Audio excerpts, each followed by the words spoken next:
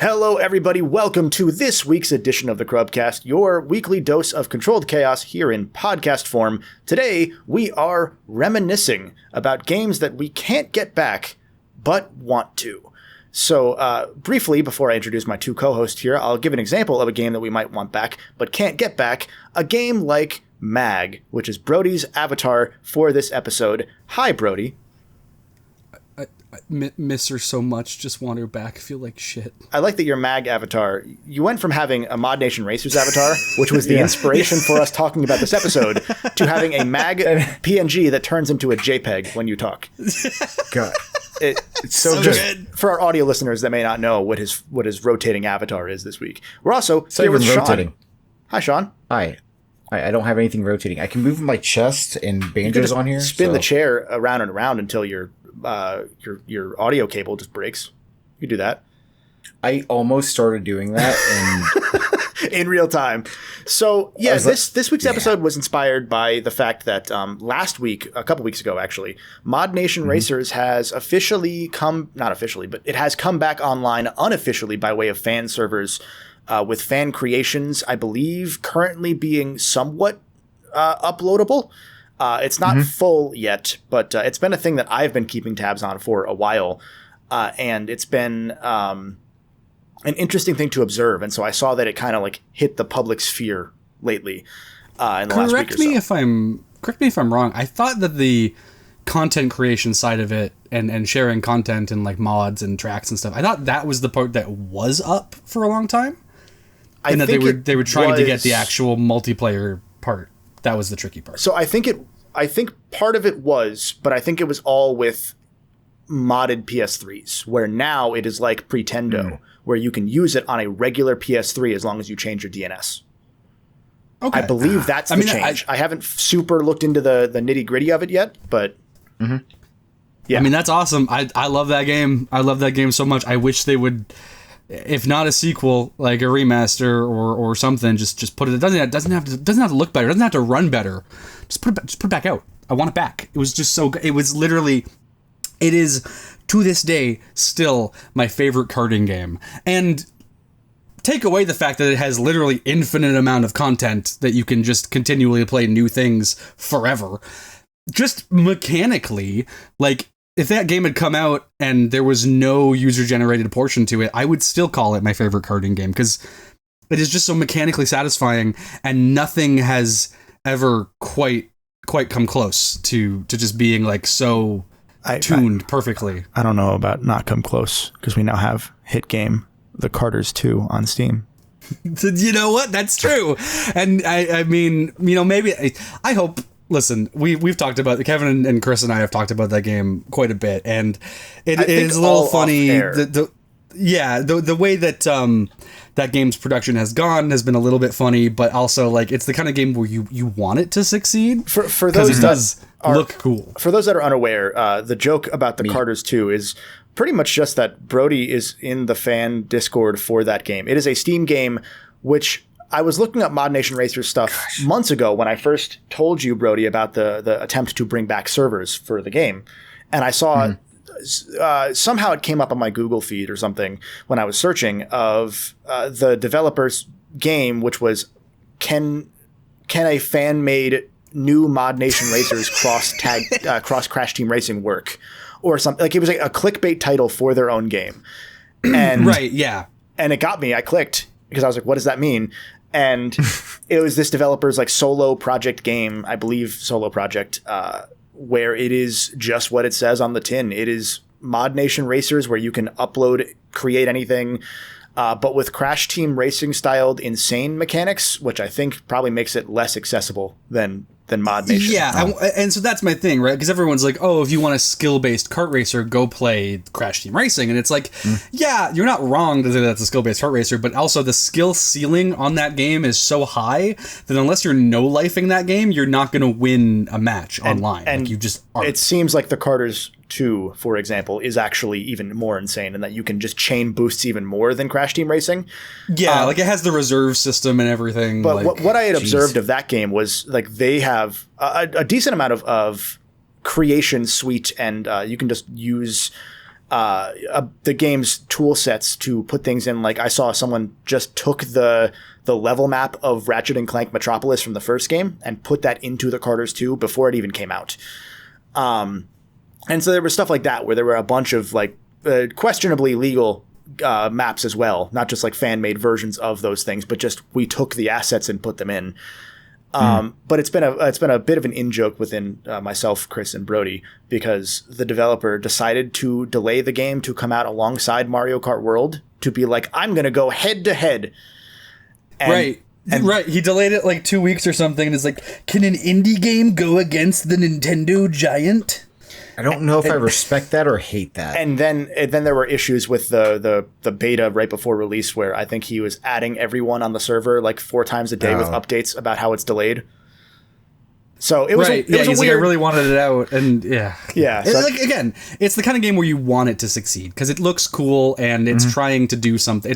It's trying to do the Modnation thing, which I can appreciate, but like I don't know, Modnation just felt so effortless with it. Like the way that you would create tracks in that game, the way that you would like affect the geometry and everything, and like how you could just easily pop in like both. There was a thing called shortcuts and there was breadcrumbs. They were 2 different things, but both represented shortcuts or just things that you could do with the map. Where like a shortcut would be like actual track, and a breadcrumb would be like, okay, now you're gonna like boost to get there. You're gonna like screw around on geometry that isn't like labeled as a track and stuff like that, which was really cool. It was just very intuitive. It was one of the more impressive like Halo Forge modes I've seen, and I didn't get a chance to experience it in its prime for Modnation, but it was such a cool idea that I wish I had gotten more of a chance to experience. And now, at least to some degree, you can. And so that was the inspiration for this episode of the podcast, of just us talking about games we would love to see back in some form. So not necessarily like a retro revival, like we're not going to get another Jack game ever again. Not like that, as much as experiences that we physically cannot get back. So when I talked about in one of my videos going through the PSP games that had PS2 connectivity, one of the coolest ones was in the SOCOM series, and there is a very small but dedicated community that really wants to try and bring back SOCOM custom servers because those games are really unlike anything else out there. And from what I've seen, they haven't really succeeded, and in fact, the closest they've come is using Fortnite's Forge mode to make maps from that or MAG, because MAG also has that going on. Right, it's Concord such a weird, too, I think. It's such a the Concord maps are in Halo Infinite Forge. Like, there's so much. I appreciate the people that are going to that effort to remake those things in a different gameplay style. And you know, to the Concord's case, Halo having Concord maps is probably the closest analog you could have to that, because it's more of a Halo game than it is an Overwatch. Was. Gosh. And someone in our Twitch chat, for those that don't know, we stream these live on Twitch, twitch.tv/CRUB_official every Tuesday around 6:30 p.m. Eastern. Someone asked, did Starhawk have an online element? And it did. That was one I did play online, and that was a really interesting concept. And it goes back... Until they did the DLC. Was the DLC pay to win? Was that one of those? Yeah, pretty much. Yeah, they added like 2 weapons or vehicles or something with the DLC that you could only access if you had them, and they were very much like a pay to win. Like, that was very... Sony was weird with that during the PS3 era, because they had like the Uncharted DLC guns were overpowered. The Last of Us 1 multiplayer DLC guns were insanely overpowered. Remember when you could buy with real money limited time boosts for Uncharted multiplayer? That was... What was that? People look at the PS3 era and say they want it back. They don't know what they're talking about. And to be fair, that was Uncharted 4, but still. I don't know. I stand by what I said. Yeah. And so, he's correct. So Modnation was one that came to mind, obviously. MAG is one that then comes to mind, because the idea of MAG is such a cool concept for a game where it is a, you know, at least 128 person multiplayer, if not 256, depending on the game mode, which is so cool to see in a world where Battlefield 6 just came out at the time of recording, and it is locked to no more than 64, despite being on modern systems that could easily have scaled up to 256, like the PS3 game MAG did. Yeah, I think the only game that's ever attempted... I think the only game that's ever attempted to do larger is what is it called? PlanetSide 2. PlanetSide 2, right? Which I tried that game. It's not good. PlanetSide has its fans. But the game I want to throw out is from the same era. A lot of these are going to be like this era of online game that no longer exists to the same degree. I've talked about it before on the podcast. Monday Night Combat. That game was one of the earlier Xbox Live arcade games, early-ish. Came out, I think, 2010 during the summer of arcade. That was like the game of the summer for myself and my friends. It was an early Overwatch-styled hero shooter / MOBA.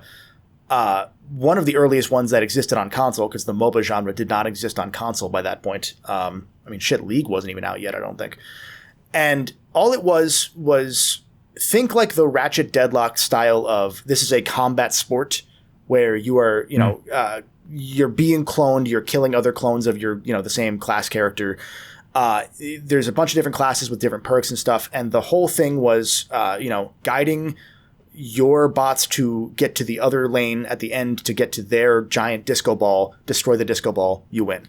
And it was such a fun, unique experience for the time, not as unique anymore. And they did try a sequel at one point, which was Super Monday Night Combat on Steam. That did not do well because that went and had like micro upgrades. So like you could like fine tune your class specs and stuff. And it had some pay to win-ish elements as far as I recall. Didn't do well. Also, it was kind of a hero shooter MOBA on PC, which is not where that's a unique concept. So it didn't do nearly as well. But one of the highlights of the Xbox 360 specifically is Monday Night Combat. And I would just love to see that game with an actual community again. Because like it has, I'm sure, custom servers and players. But it's going to be the most die-hard players. And so you can't get the experience back of those games in their heyday. And that's what I miss. Because I don't want to play with just sweaties. I want to play with like the closest you could do is like if you had like the Crub Discord, crub.org/join. If we did a game night on Monday Night Combat, that is the closest you could get to bringing that experience back. Let's do it. Yeah, I know you make a good point because even games that are still up, right? Like the Call of Duties that stay up for like Split 10 years after. God. With 50 players left or whatever. Another Split. But like I love Black Ops 3. I'm not like a COD guy at all. I'm really not. But Black Ops 3 hooked me in a way where like I liked the jetpacks and the wall running and all that stuff. And they just refused to do that ever again because some people got pissy about it or whatever. I don't know. But Black Ops 3 was just so fun and so frenetic and great. And I love that game. It's still up. You can still play, I think, online on those servers. But if you do, you are playing against the sweatiest people, the modders. Yep. Like, they don't care about that game, so they're going to let people mod it. That's every Call of Duty game after 5 years. It's just all modders. And, it sucks, because I would love to hop back in that game and just play some more as if it was in its heyday. The game's great. But it's just, it's just impossible. I mean, even like, because like I would love to show, like Chris has not played a lot of Halo, for example. And we had started playing through Halo. Like we did all of Halo 1 together co-op just to like get him through it. And then I think Crub started, and so we held off on the rest, but we maybe started Halo 2. I would love to go through that series to like show him that series via the story co-op and then be able to get all of us together and show like the multiplayer experience of classic Halo, because Halo Infinite is not the same. No, even Halo 1, remastered, and I'm sure the new remake when it comes out are not going to be the same in that regard. But like playing Halo 3 in its heyday was a special experience. Playing Halo Reach in its heyday was similarly special. And the only thing close is like, I know Fortnite has custom games now, and Fortnite is a forever game for the time being. That it's the closest to capture that vibe that those Halo games and like doing Call of Duty custom games where you made up the rules yourself, those sorts of things that we all did when we were like younger. There's a lost era there from that early jank multiplayer stuff. Brody, join me on the Roblox obby. Brody's example that you've said before was, I want multiplayer that doesn't matter to come back. I want tacked on multiplayer back. Yeah, I want multiplayer that only has to be good for a month or 3. And that's genuinely, something I do kind of miss. Obviously, I get why developers don't do that, because you do not want to waste the time. But you don't, like when you're shooting for the next game as a service mega hit, you're not getting these unique experiences out of it a lot of the time, because it affects the design, right? Like it affects, like they're gonna drip feed you content, and they're gonna make the mechanics in a way where it's like eating a bag of chips, where like it's satisfying in the moment and then not satisfying. I don't know when if you guys played the Battlefield beta. I don't think you did, Brody, because you were busy with Hollow Knight. But I did not. When I played the beta, I was taken aback by the fact that has a regular class progression system, where you use a gun or you use a class and you unlock things by playing the game. Right? I had forgotten that was a thing. Genuinely. Like it has been so long since I played a game that does that, where you get new attachments for a gun by using that gun. One of my favorite things about playing those games back in the day. And it just was like, man, that game might be doing everything right to get people to see that, like, this is like, we're trying to make one more good Battlefield before it all goes to shit, you know? Yeah. Shame about Splitgate too, because that did that too. Splitgate was kind of there in that regard. It was still closer to a Halo Infinite style, where like you did unlock things, but you unlocked things based on the class you used, and it was still a little funky. Where like Battlefield, it was per gun, proper things that mattered, instead of like just giving you the same 5 attachments for each gun. But I mean, Splitgate is like functionally a multiplayer game that lasted 3 months, so I think that counts. You know, it's interesting because like even with a game like I'm big into Rainbow Six Siege, not as much anymore, but I still go back and play it every now and again. But that's a game like that has been a bit of a forever game, right? Like that game came out in 2015 or something like that. And it's a very different game now than it was, and yet it still has the bones. Like it still is kind of the idea is still there, but like with the way that they've added new classes and that like just outplay like 80% of the base game classes, and the way that they've redone maps, they've taken maps out and then brought them back with like new things where they're not the same map anymore. Mostly a good thing, mostly a way to be like, okay, we're reworking the map. It no longer, because of the new operators, it's now too skewed to attack or too skewed to defense. It's too one-sided. It's almost a Ship of Theseus game. Yeah, like it really is. Like once you get to and so they've. Sorry, go ahead.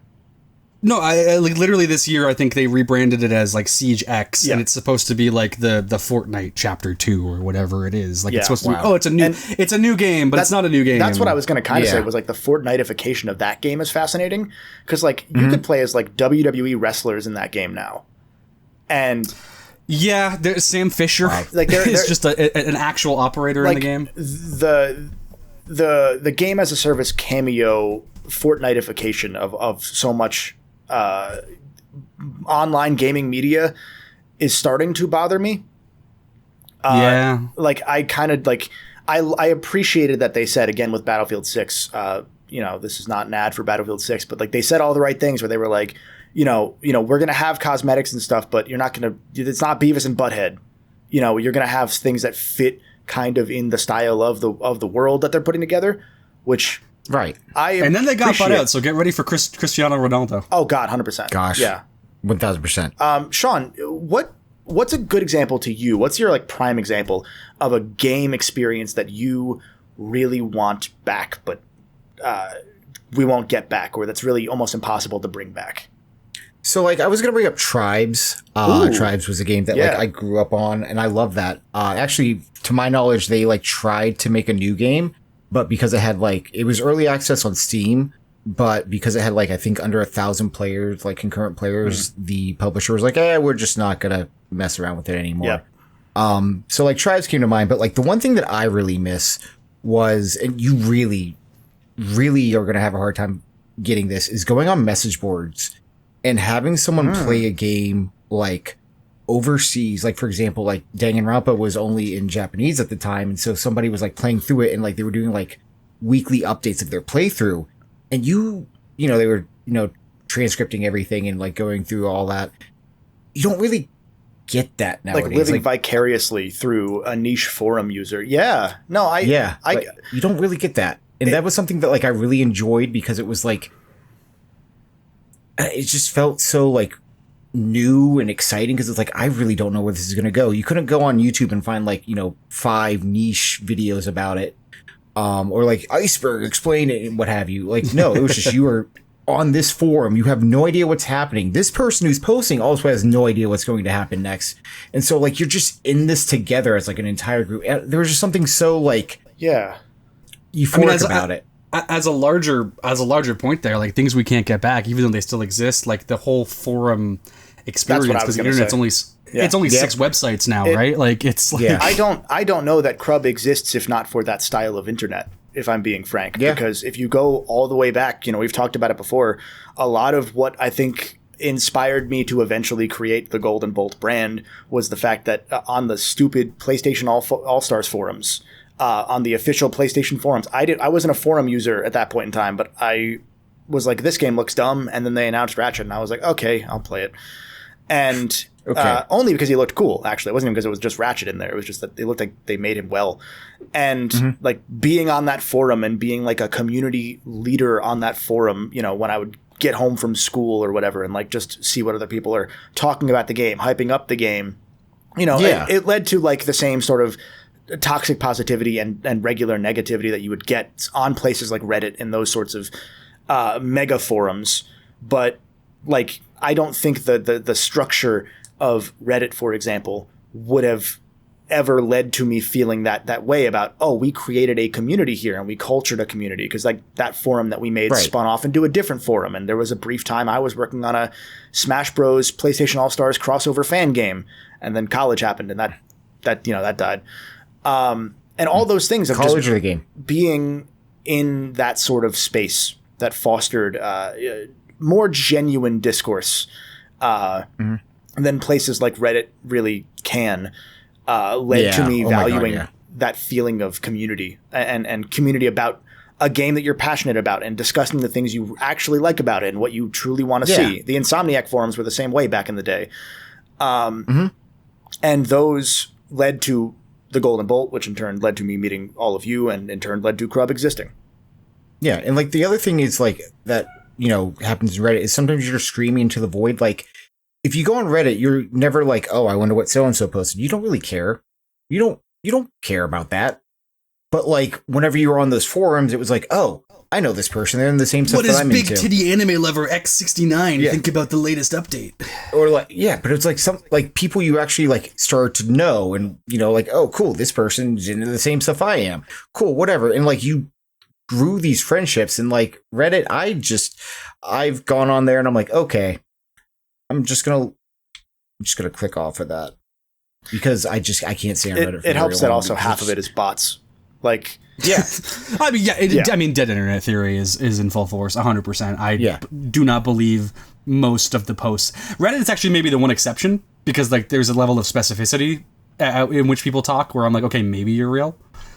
But like comment section on like YouTube or anything, like that's all bots. And you can't have that sort of discussion in a comment section on YouTube. Like I know YouTube's trying to do a better community forum structure on each channel that would be similar to the old days, but it's you're allowed to niche down so much more now because the breadth of the internet allows you to find those very specific niches, and in turn, a lot of the times that turns into its own echo chamber, and there's problems inherent there where when you were on a niche forum, you kind of recognized how niche it was, and so you almost appreciated it a little more.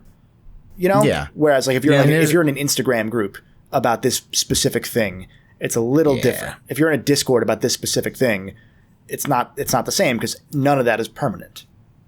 Right. Exactly. And Discord's like kind of Discord I just consider like group messages at this point, just like filtered through different folders. Don't get me wrong, like I love Discord, but like it's just not the same as like going on like a message board and like suddenly someone's playing like some weird game that like you've never heard of. Like for example, like I was really into like Korean horror games for a while. And so like seeing these like random games pop up, it's like, oh, should I even click on this? It might give me a virus, might be a creepy game. I don't know, but you know what? Why not? Let's go. I miss when clicking links would have maybe given me a virus. And now now Windows is like, are you sure you want to do that? Yes, give me it. I don't care what it is. Just if it bricks my computer, it bricks my computer. It's okay. You had less to Ratatouille meme. You had less to use back then you had less to lose back then when your computer got bricked versus now. So you know what? Well, I kind of get it. My family did. My family had more to lose, but it's okay. I never bricked their computer. It's okay. There's something to be said with Discord, because Discord obviously is the replacement, but it's interesting the way that like technology, the demand at which we use technology has changed the way we communicate, because Discord is instant messaging. Yeah. Discord is the forum, but it's instant, and in a way that makes it a lot more disposable. Like, it's very in the moment, and then the next day the chat's filled up with other stuff, and you're not going back and like checking, with the exception of like funny pins or whatever, right? Like, it's like the closest that's left is like the reset era, or NeoGAF, I guess, sort of thing, where it is sometimes I don't engage with any of those communities because those are rough in their own right, but there is something that's fun about clicking a thread and then seeing a 40 quoted deep reply of paragraphs where these people are trying to be right about a thing, and they have to do it in paragraph form in a 5-paragraph essay like they learned in school, instead of Lamau, you're cooked, and then that's it, get out. And I think to a certain respect, when I first started using Discord, and I still do sometimes, but like I would get into conversations with people and I would start typing my 5-paragraph response or whatever it was to something, and by the time I post it, 30 more messages have happened, and this was before the reply feature, so it was just like, what are you talking about? We've moved on. What are you? Like, why are you hung up on this or whatever? It's so frustrating, and it's a really good one you brought up, Sean, because like that era will just never be able to properly come back, because now we're so tied to the 5 websites that exist, like you said, Brody, and and that also it cultivated within the gaming space or within the show space enough of an audience that you at least had the friends to play games, like not Halo necessarily, but you could be like, I'm going to do a Halo 3 game night in 2012. And you could find people and do that. And Discord's a substitute for that at the very least. But it's not quite the same. Like, I remember, this isn't even related to forums as much as like, remember party chat? Remember getting into game chat and like talking to people in a video game and they weren't just saying slurs? I had a PS3. What are you talking about? Okay. Well, so party chat's different for you, Brody, you heathen. But like game chat still existed. And so I remember, even then I have fond memories, but you go. Yeah. Like I remember there's a video I've thought about making, and I don't know how I would ever structure it properly, but there was this 25, 30-year-old British man that I met online playing Halo 3 at 3 a.m. one night over the summer. And we were just playing, I was playing ranked, I think, at that point, because I was like, no one else is online. I'll play just solo ranked or whatever and mess around. And this random guy was like, that was fun. He added me as a friend. I was like, sure, why not? And we like played a bit of multiplayer together. I later found out he hopped on voice chat the next time I played, and he was this British dude who like was married, and it was like, okay, that's a little, now it'd be definitely weird. Now that's just called Roblox. Yeah. But like they're married? Back then it was like, I'm talking to this random dude I don't know, named Paul Brandon was his Xbox account name. And just dox him. Yeah, I was gonna say what? No, he disappeared off the face of the earth, which is why I thought about making the video at some point. To find him. Crub viewers, new mission. Don't find this man. Don't do it. Don't do it. Paul Brandon. It wasn't his actual name either. It was like his name and his kid's name. That's worse. No, you doxed a child. No, the child had died. I feel like you're lying. The child had died. It's okay. So what the piss do you want me to say to that? Say that you should check out... You could be gaslighting me. I don't know if I want you to gaslight me right now. Say that you should check out patreon.com/Crub for more like this, where we talk in more detail about this man's dead son. You can go instead of going in our Discord and IMing live, you can just go in the Patreon comments and chat there. Was that the worst call to Patreon that we've ever done? No, it's not even close, dude. I'd say it's top 10. That was at least brief. We have That's fair. We have vamped it before, I feel. But no, like the reason I mentioned this is like this is 25 years ago, not literally, but pretty close to it. And like the world has changed so much since then. I've tried to look this guy up before and I can't find him. Like I think he just is not online anymore in any capacity. But I thought it'd be cool to like, he's like, I've had enough. Touch base with this dude and be like, hey, you know, how is life? Because you know he did like we would talk about our lives. For us, it'd be school, and for him, it'd be like, oh yeah, work sucks, and we'd just hang out and just talk shit and make jokes and laugh and be terrible people online like you would be. And well, he was probably like, man, this Kevin guy really makes me hate being alive. I need to stop being on the internet. That might be what happened, honestly. No, but I had a buddy like that. Yeah, like we've all had that kind of friend that like just disappeared off the internet because you only met them online and they were so far away that you never knew them. You maybe didn't know their actual name. Like I don't remember if Paul was his name or if Brandon was his name. Like it or if one was a middle name of somebody else in the family.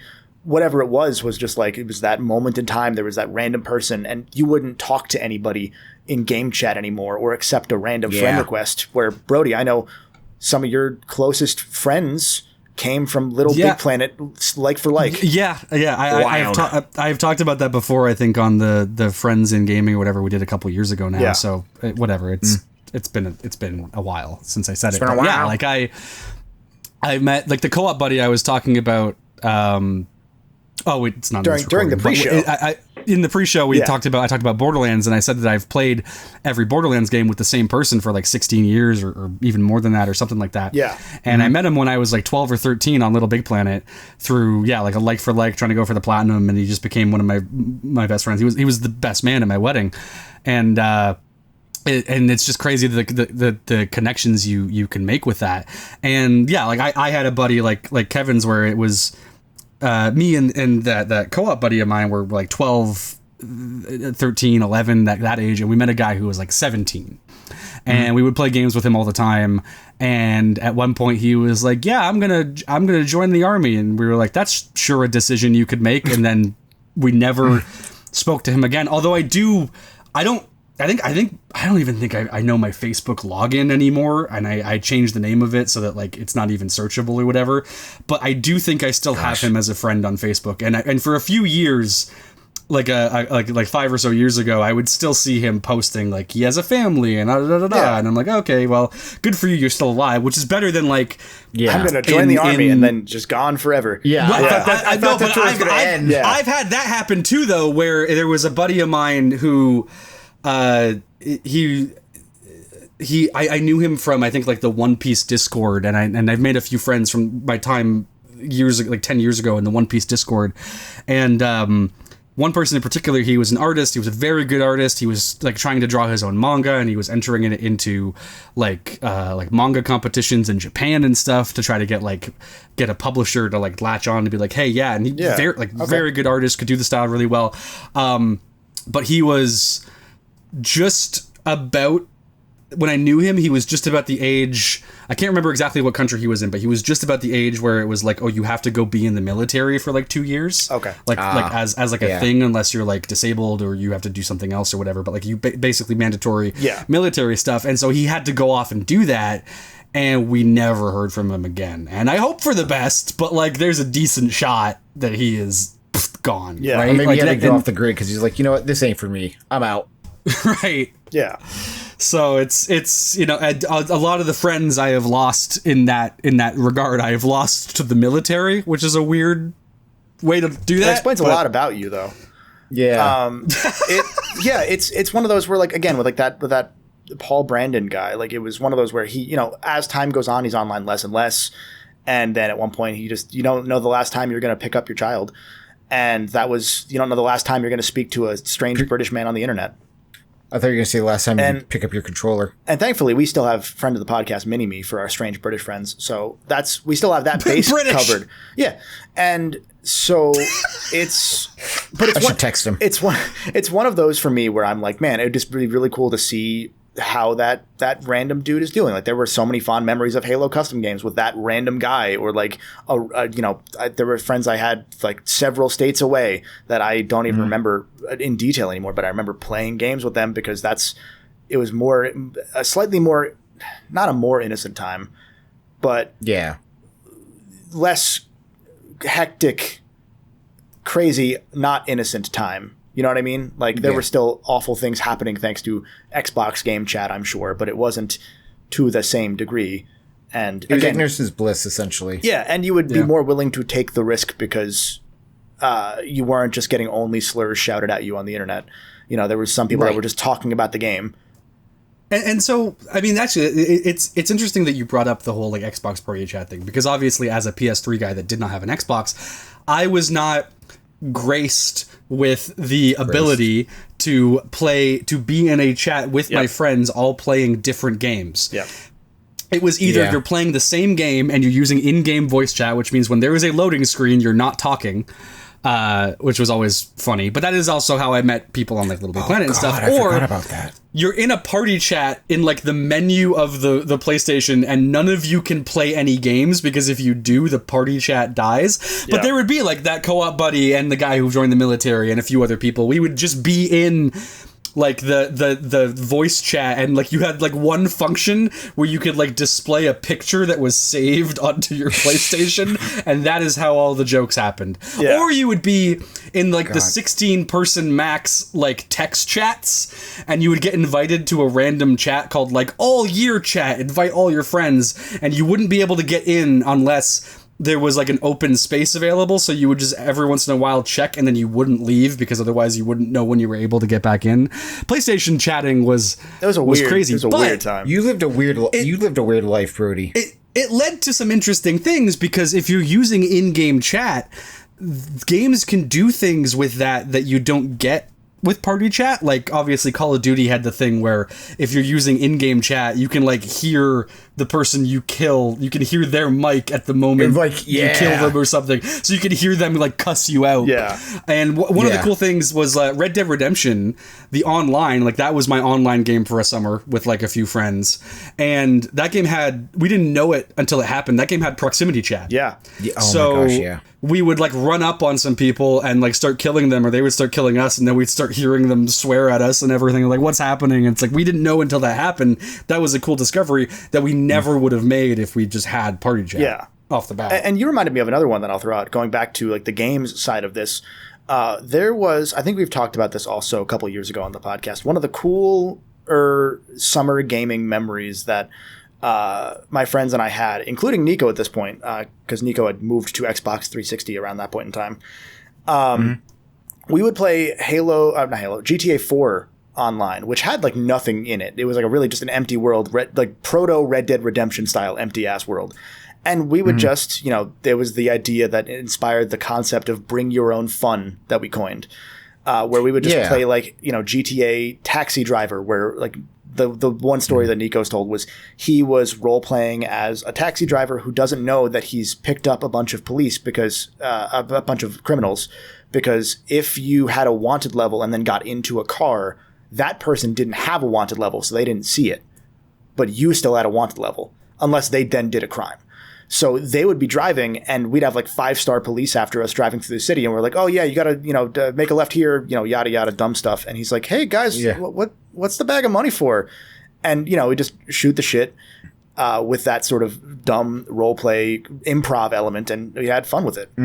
And that's what you're saying is Crub goes on the hardcore GTA 5 roleplay servers. And that's kind of where I'm going next. That's never going to happen again, because GTA 5's online completely changed how it is structured to be a game as a service.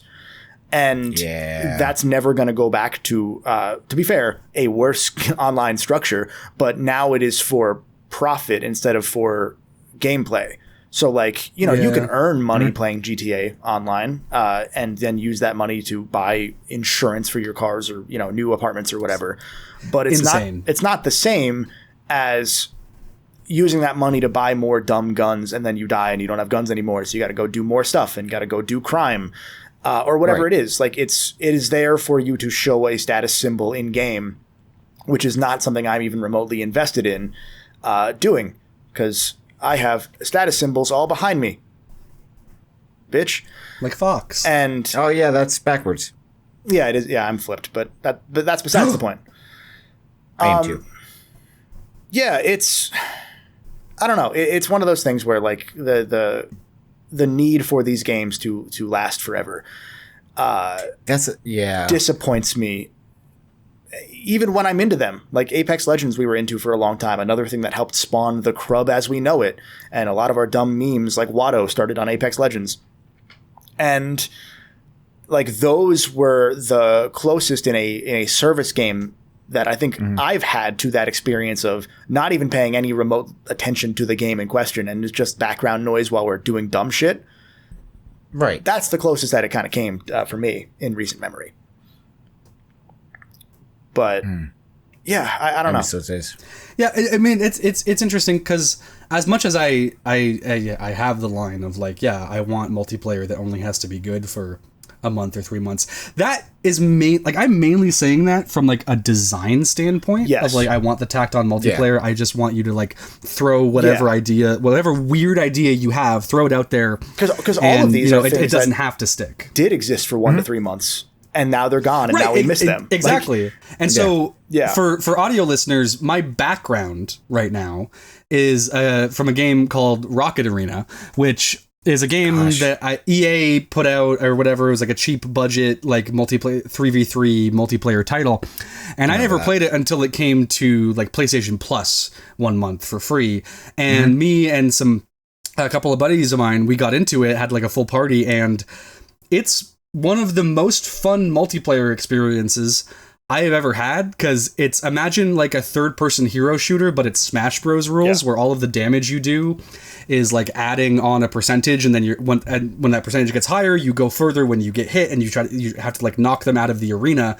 And so if you're good about positioning, you can even like bounce yourself off of the geometry to like not get knocked out and stuff. And super fun, really fun game. I played the girl in the background of my thing, right, is she's got like this skateboard that you can like have a boost on, and like you can like smack into a guy and melee him with that boost if you're like so it's like very much like just fast paced, go in there, and it's all the hero shooter stuff you want, of like all of the people have different abilities that all do different things, but also it's just kind of like really dumb fun, and I don't know, it was really, really fun. And then like, I don't know, probably 5 months later or something like that is when they announced it was getting shut down, which, I mean, makes sense. They put their budget game onto PlayStation Plus like 2 years after it came out. Of course, it was going to die soon, but like, man, I wish I had more time with that game.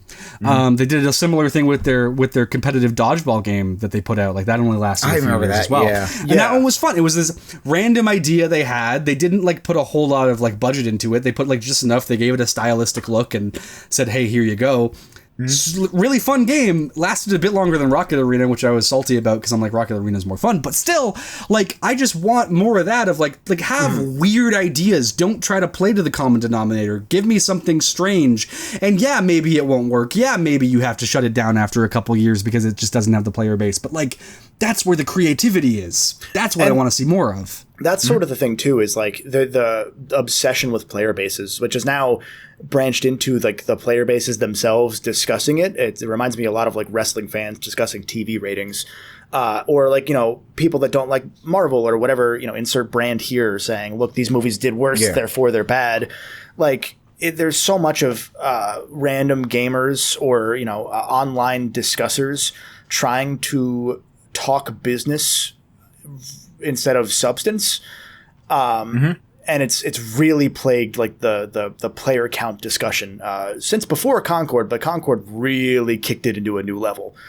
And like, I don't care if logically I care if a game is down to 1,000 players, because that means that it's only the good players left, for one, and two, it means that the health of the game is not great. But it's every single game you're seeing discussions of player count. Which it just only weird. 5 games are going to have a player count anymore. We're at that late stage internet of video games, and you know, no matter how many shots you take, you're going to lose 97% of your player base in a few months. Where back in the day, Halo had 200,000 people online at all times for 7 years.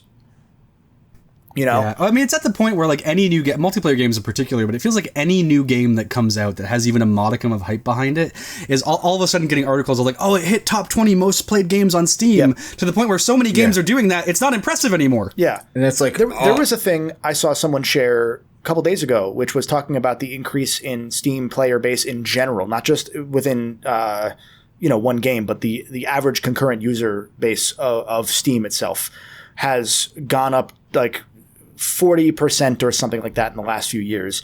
And wow. I saw some people immediately go, oh, it's because they're all leaving the Xbox ecosystem, which is funny. But the real thing is, since a little before, but mainly because of Black Myth Wukong, like 40% of Steam players are in China now.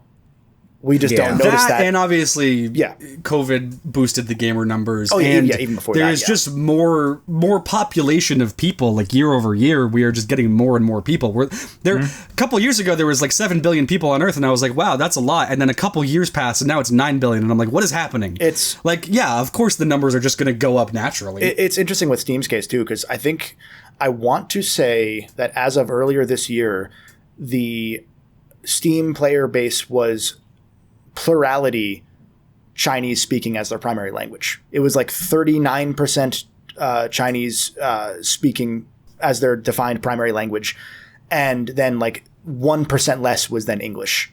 Wow. So like you see all these things about player numbers and player counts, and it's like, I mean, it at a point it stops mattering, because when you have such a huge influx that completely resets the market on what numbers mean anymore, it stops mattering. You know? Like, that's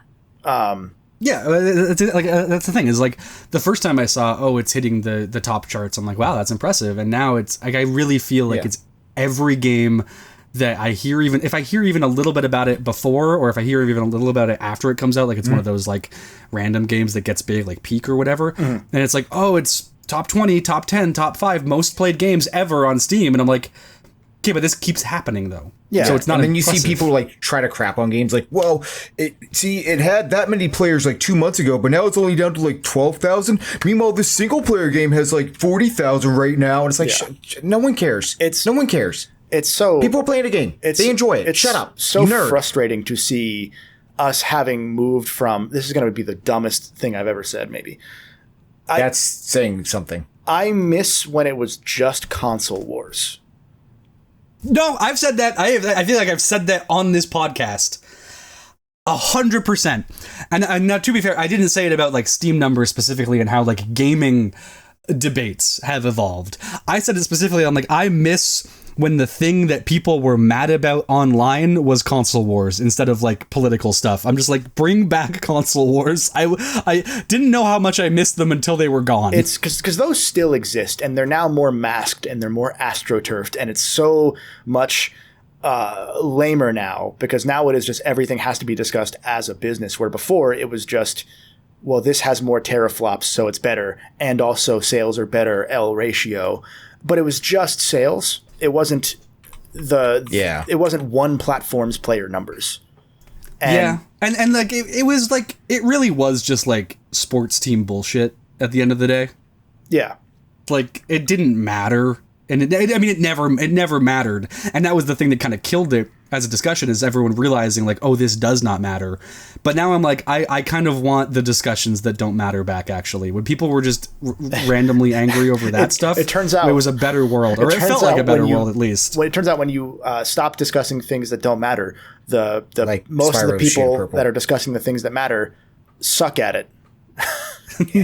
Subscribe to Crub, by the way. We suck at it too. I mean, that's the thing. That's why I ended up leaving Twitter like way before like Elon Musk even ruined it, because I was just like, I had the realization of like, oh, maybe I don't need to know what everyone thinks of everything all the time. Yeah. Maybe I just don't need to live my life like that. There was a take that came out recently that is not related to games, is related to other things that we won't talk about. But the gist of it was, it was from Jon Stewart, comedian / sort of political pundit, in response to recent events, stated something to the extent of, I don't think you have to be the first one to let out your very first thought all the time on everything. Exactly. And I've heard that opinion before. And usually I'm like, yeah, but sometimes it's fun. And the way that it was phrased within that context and within like the deeper context of things that were going on around that time, it was like, you know what? Yeah, maybe we can just not publicly be the first to spit, on anything. And that's not even related to that specific instance, to be clear. And I'm being vague because, well, duh. It's not related to that specific instance or the irony of that situation. It is solely just that it was like way above and beyond what I had seen in prior instances of things happening. You know what I mean? Mm-hmm.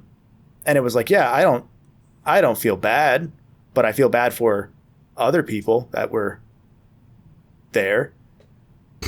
You know, I love the vagueness, because it actually took me until now to even figure out what you were talking about. And there's a reason I'm being vague, because the worst people took that whole thing and made it even worse. But you know, we're talking about games, so naturally it has to get political. And yeah, it's just, there was something about that specific sequence of events and seeing like so much dogpiling that for the first time it was like, you know, maybe my brain, the switch flipped a little bit from maybe we shouldn't, you know, dogpiling is fun too. Maybe not every time, or maybe read the room slightly more. And that's true for games as well. And that's true for games. I mean, it's something that I work on even in my day-to-day life when I'm just like talking to people, is like, hey, be a little bit less reactionary. Don't let your amygdala talk for you. Like, put a little critical thinking into the thing you say before you say it. Yeah, I mean, you've grown in that regard, to give you credit. Like, there was an instance where you did something like that a few years ago, and it was funny. I don't even remember, but it was trying to think of how to phrase this. It was just say it. It could be right shade of purple. I don't know. No, it was. It could be right shade of purple. It was about monarchies. And No, I to be fair, I stand by that one, but that's okay. And you, you stand by it for one, okay. But B, you were hamming it up a little. But C, like since then, we've seen that like that switch flip a little bit too, because at a point like. You either have the switch flip, or you go even further down the other lane and keep doing the funny dogpiling for the sake of it. And that was the time. So to your credit, outside of that apparent instance, I guess, you know. But no, I mean, like literally, even just in my day-to-day talking, like I think, like Becca will look at me after she says something and just be like, "You're so quiet," and I'm like, "No, I'm just thinking about what I'm going to say before I say it." Yeah, because. Sometimes the first thing you think of is not actually the thing that you want to come out of your mouth. Which is how that's how we know we're cooked, is that so many people have been so cooked by the need for social media points and the need for having your eyes glued to a screen at all times, that we do rush to have those internet points. And it's one of those where we're all guilty of it, because we're all imperfect people. But the more that I've seen it happening constantly, and the more that it's been pushed further for the sake of likes, because that's always how this thing goes, is, you know, you say a joke, it's funny, the next joke has to push a little bit of a boundary. And I like dumb jokes that push boundaries, but that's true with internet humor as well, with internet discussions of things, you know. If Mag came out today, to use Brody's avatar for example, it would be the most controversial dogpiled game ever 2 years later, when its player counts are low and it gets shut down. There's not even enough players to fill one match. And nerds. Whereas back then it was like you might have that on the console wars forums, where there's the Xbox users saying that because Halo is much more successful, and the Nintendo users are, I don't know what they're really, they're just kind of like shaking uncontrollably, I guess. And at that point in time, but yeah, it was cool to have those games and have those moments that could grow while we were also growing as both like individuals, because we're all we were growing during that time period, and also as like a gaming culture, you know, like there was that element of like, we're trying to learn how to discuss these things better, and not everyone's ever going to learn that. I like even as an internet culture. Yeah. Internet culture more than gaming culture, but in that specific instance, gaming culture and gaming, and you know, maybe the death of E3 is another example that like kind of pushes that over the edge, where like as E3 died, so too did the prior element of discourse where it was just dumb console wars and who had the better show, because now we don't have that outlet anymore. All we have are Jeff Keighley. Yeah. So what I'm saying is we need to get who were the three that came on stage that one time? Was it Phil Spencer, Sean Layden, and Reggie, where they're like, we're all going to get we need to get them in the ring. Ooh, oh, yeah, we should have them fight. Yeah. Bare knuckle boxing. Yep. Let's go. Yeah. Yeah, no, I'm down they with all get one weapon, though. I'm down with Everyone gets one weapon. What? They get to choose, and you bring out the rack like it's that one episode of Futurama with Zoidberg and I know for a Fry fact fighting. Phil Spencer's bringing out the Duke. He's 100% bringing the Duke with him. gonna beat Reggie to death with an Xbox controller. If you hold that right, like it's kind of like an inverted brass knuckles. Gosh. Yeah. Reggie's got gonna hurt you more than anything. Reggie's got Reggie the would have DS to use like the Wii U as like a shield. Ooh, Wii U as a shield. I was gonna say like DS as like a throwing star.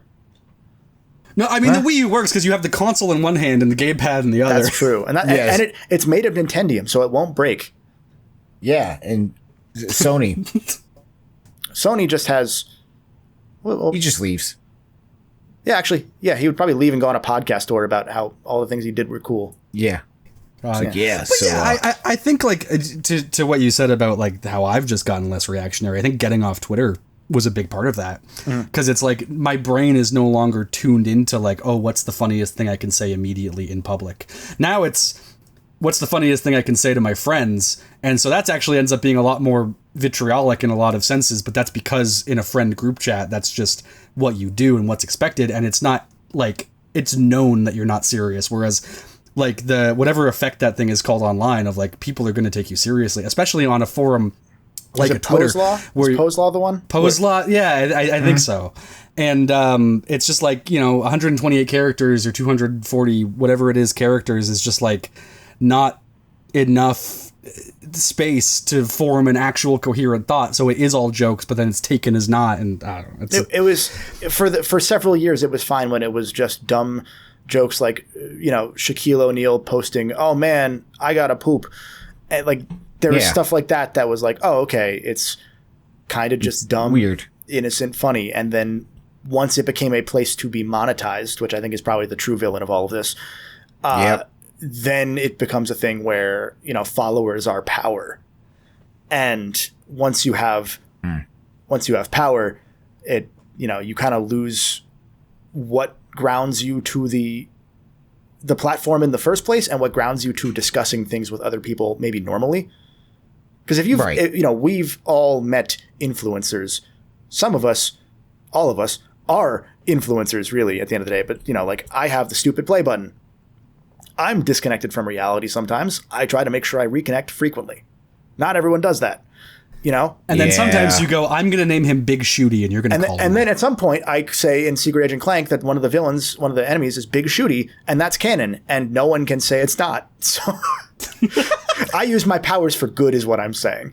Gosh, I'm gonna put that in my Tinder. But that actually, to that point though, like, and I guess maybe this is way off the beaten path here from talking about games we miss, but like, as far as like using that power for good versus evil, like I avoid making videos about games I don't like, because what does that accomplish? No, I get that. Even when I was like playing with the idea of making them myself, it's like, oh, I could make a Final Fantasy VII video or whatever, and like that would probably get views because that game does numbers. But it's like I don't have anything good to say about that.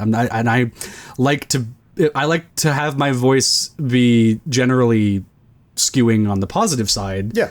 Because I feel like so much negativity exists, and like sure, negativity gets views. It's proven that like negativity gets like twice or three times anger the is amount addictive, of positive. So. Yeah. Exactly. Yeah. And it's just like I don't care for that. Why would I want that? Why would I want to engage in that? Why would I want to be in that headspace for a prolonged period of time? Like manually prolonging it for myself for the sake of content. Like, no, that doesn't interest me at all. There's like a level of nuance to be discussed. There's a level of nuance that I think we all find valuable, obviously, because we all, agree on that. We all discuss things with nuance. Case in point, all of today. And it's harder to do that. And if we're being frank, a lot of people on the internet aren't necessarily capable of that because their brains are simply not wired that way, or they weren't, they weren't trained in media literacy to the same degree as us stupid nerds are. So you have people that take things at surface level and, are less able to discern themes. And that's fine. That's fine if you watch every show like popcorn. I wish I could sometimes. I think the thing that really illustrated it for me was when I found out, because I had heard the tidbit that like Americans, like the general populace of Americans, like their reading level is not above like a sixth grade reading level or something. And I was like, oh, that's kind of like a funny thing to say to like shit on Americans or whatever, but like, whatever. And then a few months ago, I saw a thing like actually illustrating what that means. Yep. And like what a sixth grade reading level is, what a fifth grade, what a fourth grade, what a seventh grade, like what an actual reading level is. And then it was illustrated as the fact that like at a sixth grade reading level or whatever it is that like America is at, you are not yet actually critically thinking about anything you're reading. You are taking it at the most face value and basically like just taking it as it says. You're not actually thinking past that, because a high school reading level is like, oh, what are the themes, right? Like what is the author's intent? Let me think, let me read between the lines of what this says. And once it was illustrated to me that like most of the populace of America, and I'm sure many other countries, probably Canada too, we have a lot of the similar problems. Like once it was illustrated that the mass populace is of that mentality, I was like, oh, that explains so much of why everything is the way it is. And that sucks. It's like, it's the difference between understanding Flowers for an Algernon and being sad that the mouse died. And like, you ruined that. Spoilers for Flowers for Algernon, the thing that every listener of this show has either read in school or never will consume. Me. Never will consume. Yeah, it's one of the... Wait, were you sad that he died? Do you have a sixth grade? Sean, it's understanding the difference between what they're trying to say. Let me be funny for 5 minutes. In Kingdom Hearts 2 versus being sad that Roxas... Yeah. Something. I don't know. I don't play those games. Yeah, it's...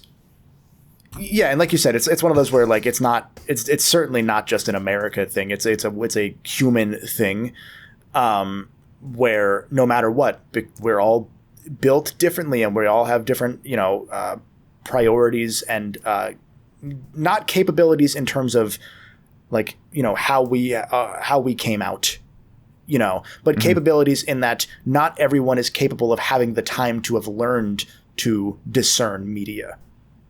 Yeah. And I think to bring it all around, I think what we're really trying to say is if the general education systems were better, we would still have Assassin's Creed multiplayer. I miss Assassin's Creed Brotherhood multiplayer, man. That game was so good. Dude, and then they ruined it. It was so good. They like, I know we could just crack a joke about how we just immediately lost that and went on to this, but I'm just going to play it straight. Assassin's Creed Revelations multiplayer was not the same because they went, did you actually pour out water? Sean said pour one out, and then I think poured water onto his floor. He's looking very sheepishly at the camera for audio listeners. Which means he did it. Whatever the case, like Revelations went into like the Call of Duty style of multiplayer more so, not gameplay-wise, but like with micro progression and mechanical updates to min-max your character, where Assassin's Creed Brotherhood, you had one perk. Maybe two. And otherwise, you were just playing a cat and mouse game where you're hunting somebody and somebody's hunting you. And that was so goddamn fun. Right, and that's the creativity of like the tacked on multiplayer is like, hey, we have this single player franchise which has mechanics baked in that people understand. How do we translate that to a multiplayer, which like Uncharted did, and I think Mass Effect even tried it at one point. BioShock 2 tried it. Not that it was very good, but they tried it. I saw something that Mass Effect 3's multiplayer still exists to some capacity, and they just, like what Battlefield's people suggested, they just uninstall the EA app and disconnect it from the EA servers because the EA app is so bad that the only way to play the multiplayer is to not be on the EA app or whatever. That's incredible. Yeah, but no, like honestly, you're not wrong though. That like if more people that were playing Assassin's Creed were more discerning of the media within Assassin's Creed, they'd be able to critically think more about the mechanics, and therefore more people would have played it. I love you trying to justify the shit I said just to get us back on course. I love that you're actually right. like working backwards to try to like make it make sense. You're right though. Like that's the thing. Like it's actually, it wouldn't still be around, but there'd be more people that would have appreciated it versus playing it for 2 minutes and saying I don't get it and then never trying it again. True patrician multiplayer. Yeah. We've gone on a journey this episode. You just have to be a little smart to appreciate Assassin's Creed multiplayer. That's all I'm saying. You have to have an IQ. Yeah. You have to have an IQ of at least 120 to really appreciate Assassin's Creed multiplayer. I really want to say real quick, I love that we did the whole pre-show before this, which you can check out on our Patreon. Anyway, but we did a pre-show episode little thingy, and they were like, all right, the next one is just gonna be a shit post, and then it just became just pure, oh wow, we're getting deep today. We've gotten into real discussions about real things that have what the piss is happening, real impact. But that's CRUBCAST. That's real discussions with real people. That's our new tag. That's just Judge Judy. We can't use that. Yeah, that's just the Judge Judy slogan. Can I call Judge Judy? It does kind of all circle back to Judge. The things that we're lamenting that we missed are things that were lost as games, not to be hipster, but as games did become more mainstream pieces of culture and drivers of culture in the case of things like Fortnite. So it is kind of it's all connected. So everything we said does go back to the main topic, weirdly enough. And I think to put it into perspective, what we're really saying is we missed when we were teenagers. Yeah, some of that. Yeah, I mean, I don't think I do, but I miss the dumb fun of those things. But to that end, there is a Patreon CRUBScriber question of the week, which you can access by either subscribing on Twitch, joining with the YouTube join button, and or becoming a Patreon member at patreon.com/Crub. For as little as $2 a month on the Patreon side, you can join the tier where you just get to go into the Google form and ask as many Patreon questions as you want. We will answer all of them, either in most of them. I can't say all of them. You might ask some really messed up shit. We will answer the good ones in either the end of the episode section here or in a proper Q&A episode as more of them pile up. You could be the first person to use that $2 tier, because as far as I've seen, no one's actually used it because they use the more expensive tiers that actually give you content. But you could spend $2 and ask literally 400 questions and they would be there. This question. That's true. And never mind what Kevin said. The more messed up, the better. Give us the real weird shit. Yeah. Ask us about that thing that we talked our way around earlier. TheCrazyEven says, first, I've been going through older gaming magazines and sampling older titles I was curious about via totally legit means. One of them being The Adventures of Bayou Billy for the NES. Cool title, but insanely difficult to the point that I had to use a Game Genie to get infinite lives to get through it. It got me wondering, how do you Crubbers play those older games? Do you find yourselves going for the save states or cheat routes, or do you try to meet it on its own terms? Sean, I'll go to you first.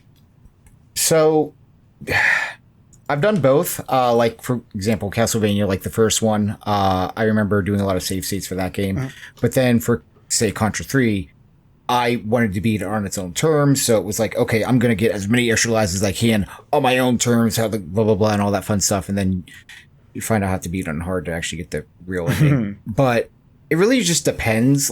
If I'm doing it and it's really upsetting me and making me angry that I keep dying, I'm going to use save states because you know what? Piss off. I'm enjoying the game. I want to enjoy it. Sure, it's not the way they intended, but you know what? It's on freaking Nintendo Switch Online or PlayStation. It's there. I'm going to use it. Okay. I don't want to die 47 times. I am a man, not a child. I don't have all weekend to play this game. Yeah, no, I think especially, I'm glad this debate went away more or less, because there was that brief time where I don't even remember who started it, but some old head, you back cheated then, not only the game but yourself in the gaming space, said shit like that. Cheating the game. Oh yeah, you cheat yourself out of the game or whatever. I forgot about that. First off, obviously no.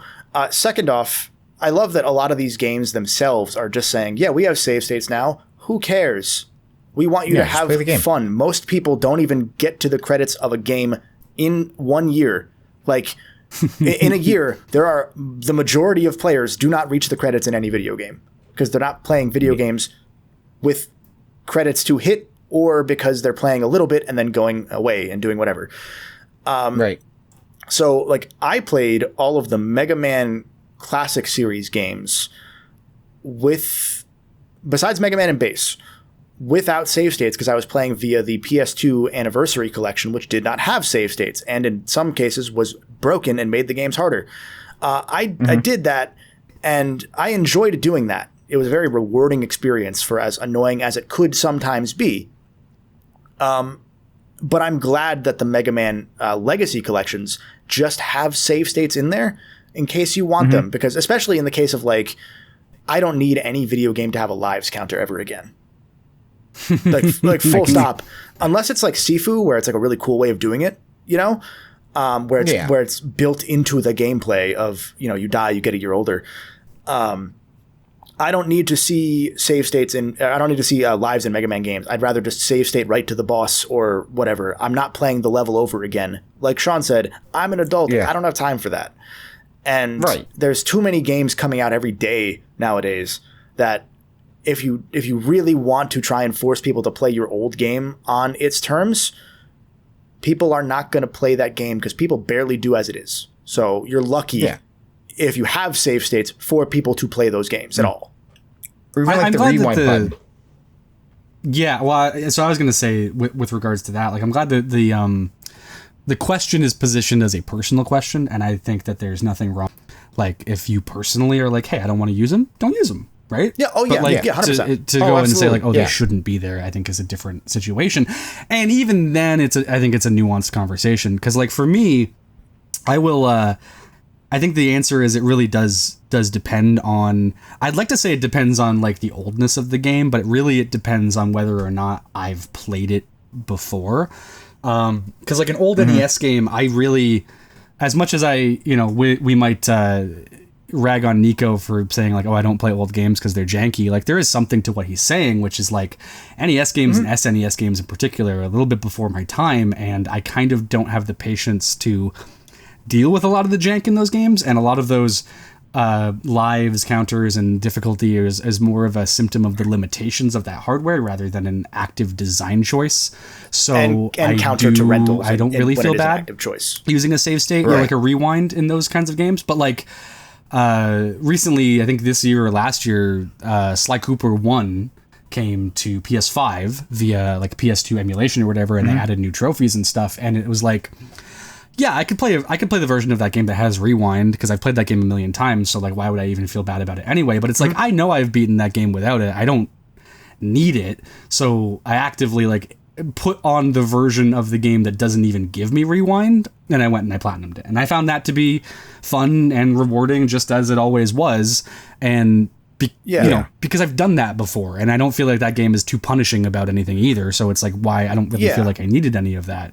Right. Where it gets into the weeds, I think a little bit for me is when you have something more modern that does a little bit more intentionally, like something like a Dark Souls, where they're like, we have a run back. You do run backs in this game, and for the most part, as long as a game is reasonable about them, I have no problem doing a run back. In Dark Souls, in Dark Souls 1, 2, 3, Bloodborne, Sekiro, I've never had a problem with doing those run backs. In Hollow Knight and Silksong, I've never had a problem doing those run backs. Elden Ring gets rid of them entirely, which is an interesting choice for them to have made after doing it so intentionally for so long. But with Demon's Souls specifically, when I did eventually play the remake, there are 2 runbacks in that game in particular which are really bad. Like they are play this entire Dark Souls level over again kind of bad. Like limited shortcuts. You are doing 20 minutes of gameplay to get to the boss kind of bad. And in one of them I just did it because I felt like I had to. I didn't know that I had the tools to do it. The other one, I realized that it was legitimately faster to abuse PlayStation Plus cloud saves to save the game in front of the boss and go, because I had to keep them independent of one another, because I had to keep the cloud save its own thing from the local save, because I would just keep re-downloading the cloud save back to my console, and shutting off the game and doing that was actually faster than doing the run back, like not even marginally, like substantially. And I had no moral qualms about doing that whatsoever, because it was just actually that awful. But a game like Silksong that has just come out that has those run backs, which people have lamented, but I don't think any of them are particularly bad at all. I happily did them. And I don't think I would feel the need to use a rewind feature or a save state feature. If it had it, I wouldn't say that anyone was wrong for using it. But personally speaking, I just don't feel the need. Yeah, it's a respective time versus a respective game design decision sort of a deal. So depending on the game, like Brody mentioned Sly Cooper, I actually take it the other way, where I've beaten Sly Cooper so many times that I don't feel bad using save states to avoid dying, because I know I can do it, and I want to feel nostalgic. I want to play an old game for fun. And sometimes if it's a harder game and I want to feel the challenge, I won't use them. If it's a game like Sly Cooper that's piss easy, what's the difference, other than going through the level all over again or dealing with a long, annoying part or whatever. I can hear you guys again. That was my fault. It's always your fault, Brody. That's true. Always. Yeah, it's an interesting thing to dig through, and to your point, a really interesting one as far as the retro side of retro games, which is more what Even was asking about. Like if you go to NES, Super Nintendo, and that era of games, there's an entire icon of gaming that has been misinterpreted for decades, thanks to people playing it so long after the fact without save states and not understanding meeting the game on its own terms. That's Sonic.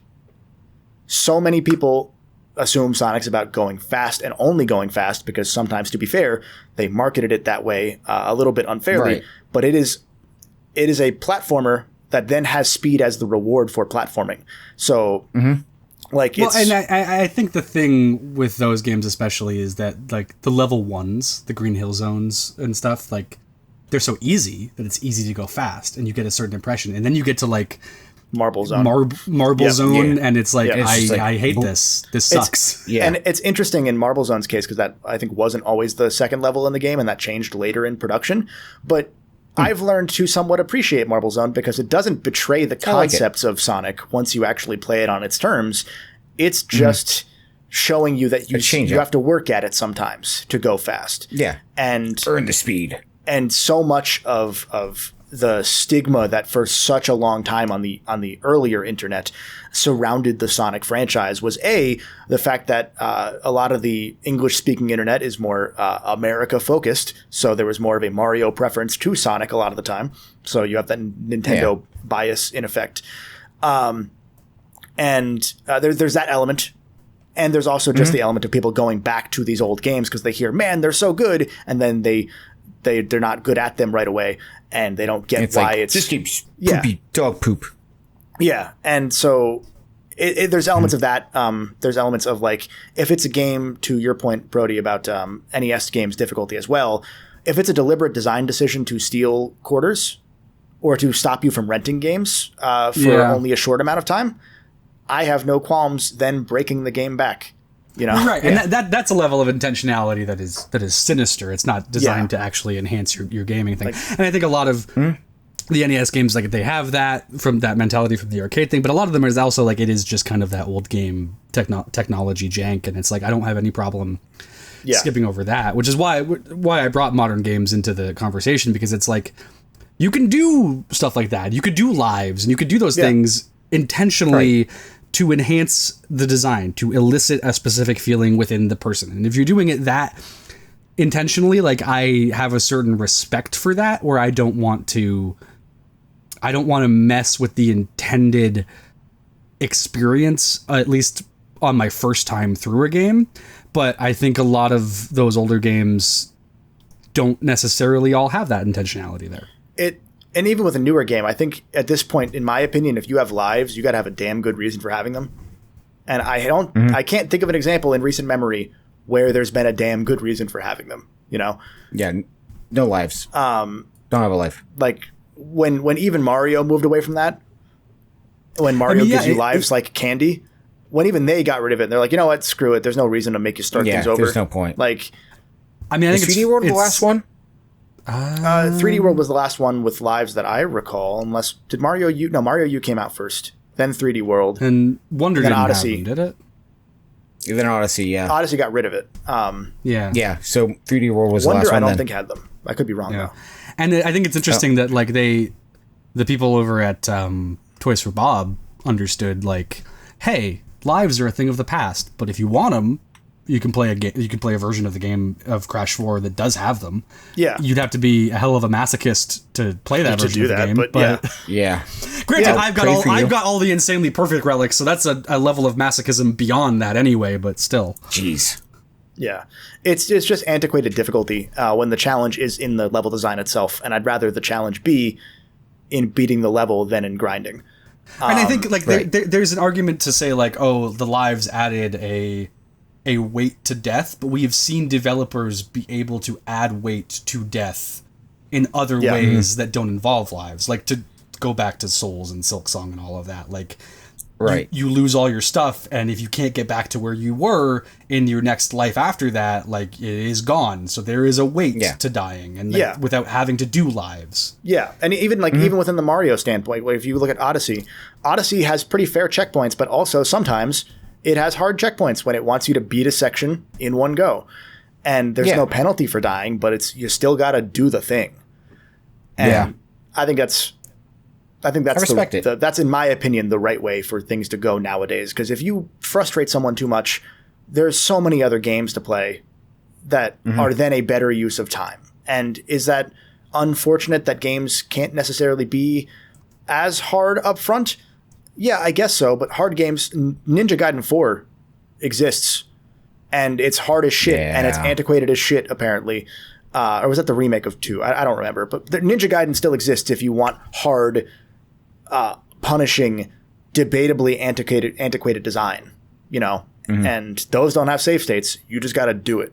So send it. Those games exist, and they always will. They do. So, yeah, I think that's a good place to end this episode of the CRUBCAST. Let us know what your thoughts are on games that you lament no longer existing, that you want back but you can't get back, and even not necessarily just games. It can be other pieces of media in general. Like if you want Firefly back, then you're older than us. Goodbye.